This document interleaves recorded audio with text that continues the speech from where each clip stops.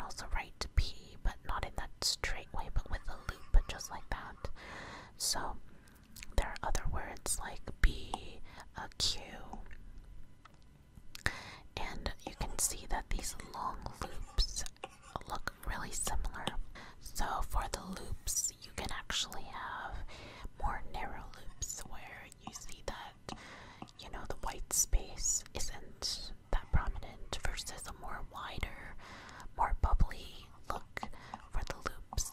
And usually the wider loops have a bubblier look, and sort of see that when I write it in a word, the left one looks a lot more serious, I guess, and then that right one looks more like calligraphy and something that you'd write in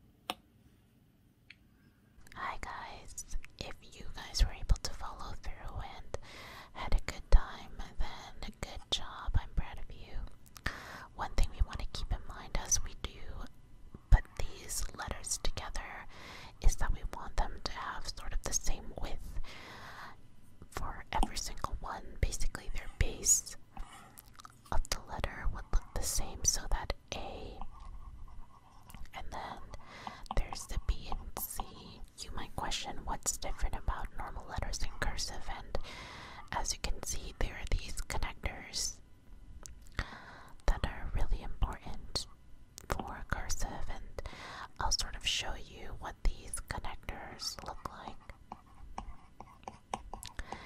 So in that M, the things that I'm highlighting in red are what the connectors are. They sort of connect the words together so that you never have to lift your pen up and you can just write a word in one go. And typically it's supposed to allow you to write faster, as you don't have to waste your time picking your pen up. But these connectors basically look like half of a U. Not that steep of a slope, but I don't know if you know, remembering back to your math days, but it sort of looks like an exponential curve. With these connectors, I'm able to combine the A and then the letter B. Again, have that red show what the connector is, and then my last letter for C. And when that C is connecting to a D or something else, that's how that connector sort of goes up and connects it. And with the arrows, you basically see the direction of the connectors in that moment for those letters. Tips that I can give you to have this cursive handwriting and making sure that you're comfortable with it is firstly to have a master copy. So like I showed you the whole alphabet, it would be good for you to have the whole alphabet written down. And secondly, making sure that you definitely practice, because if you don't, it's gonna be hard for it to come naturally. And thirdly, just being consistent. Consistency is really key to having better handwriting, and so this is important for learning cursive as well. So I hope you enjoyed this video, guys. Thanks so much for watching. I'm sort of going to be writing a really nice, very short poem in cursive, and you can sort of see what it looks like to write actual sentences with it. Thanks so much for watching, guys, and please like and subscribe for more content from me, and be sure to leave a comment down below if you'd like to see anything else, or if you like